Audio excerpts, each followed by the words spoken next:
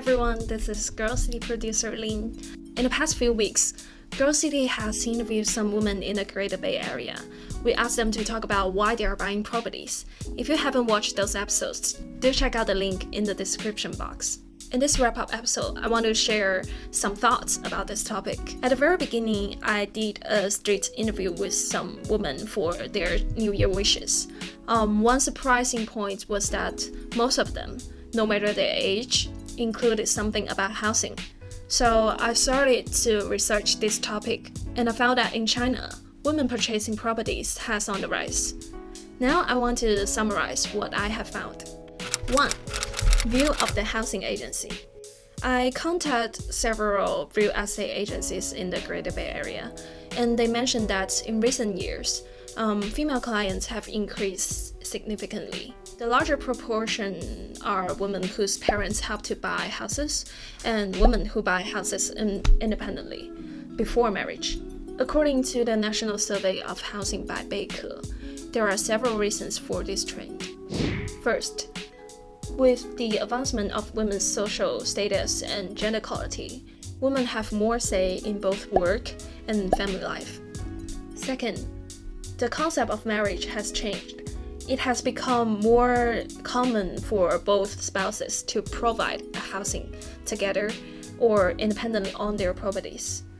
Third, the impact of the one-child policy.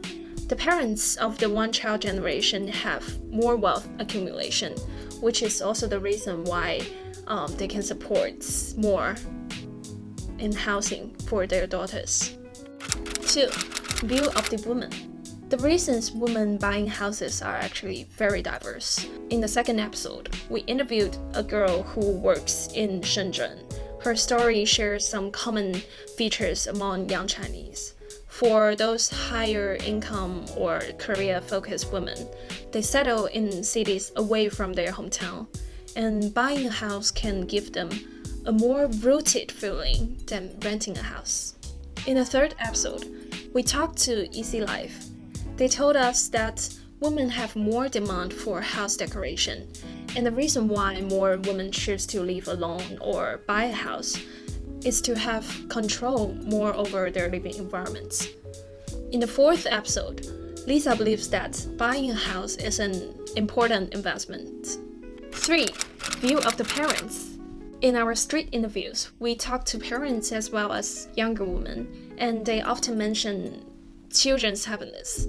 The idea of supporting their children to buy a house is to hoping them to find their true love, but not getting married for the sake of property. And traditionally in China, it was the man who was expected to provide the house in a marriage. But we found that this is actually changing. 4.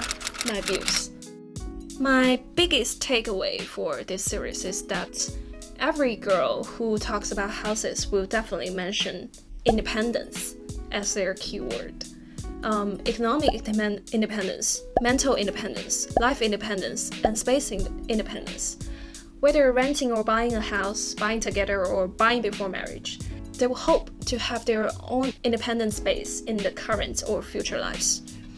And many women think that it is actually not very important whether they own the house or not, but they want the control of their lives. And in increasing numbers of cases, that actually means owning the house. As Lisa says in the fourth episode, young people actually don't need to be too anxious about housing. Perhaps more independently, think about what kind of life you want and invest in yourself. Do you have any ideas? Feel free to tell us in the comments. If you want to know more about girls in Asia, make sure you subscribe to Girl City.